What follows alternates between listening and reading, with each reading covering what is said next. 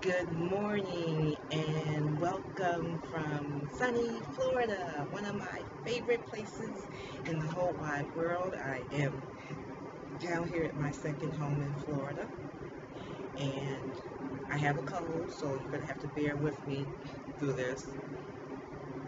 But it's sunny outside and warm, and so I can bear with this cold a little bit better.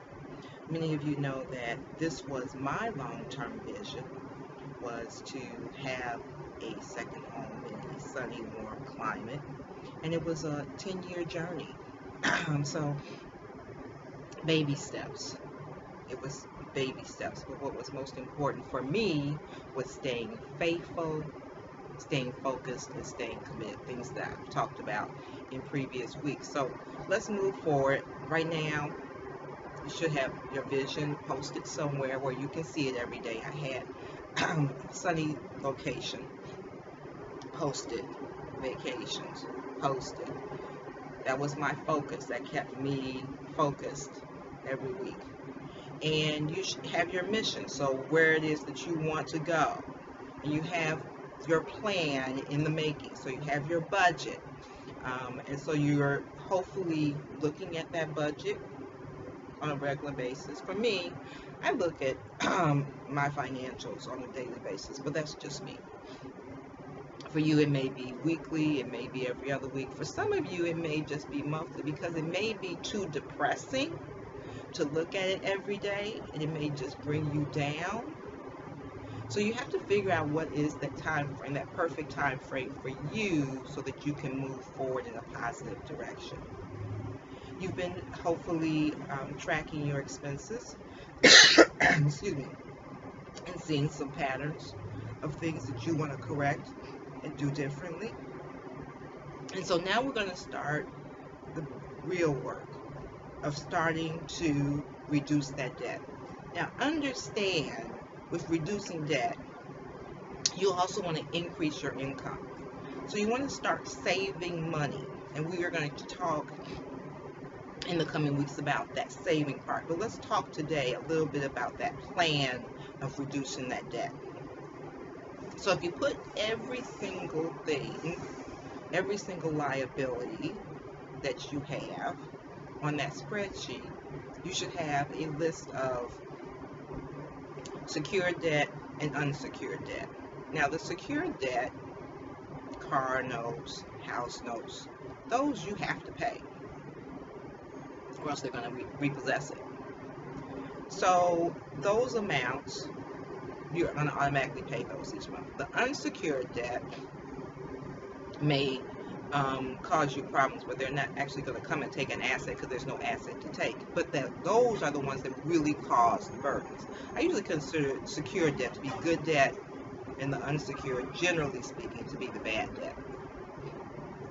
So you want to list on that unsecured debt because generally the unsecured debt has the higher interest rates. Those store credit cards and those Visas and MasterCards, they generally have those higher interest rates. And so on that budget, on the left-hand side, there was a column where you put your interest rate. And then next to that, you put your beginning balances. So you want to sort the spreadsheet by interest rate and beginning balance and save it as a separate file so you can always go back to the original format. And you want to look at the ones with the highest interest rates. Now, the goal is to get rid of those, and we can do that in multiple ways. Number one, you want to call those creditors and ask them to reduce the interest rate. If they say no, hang up, call back again, and speak to someone else. You want to start to get your interest rates into the single digits. Yes, I know some of you have credit cards or debt in the double digits, in the 20% range, in the teens. Not good debt. You want all of your debt to be at zero or in the single digit.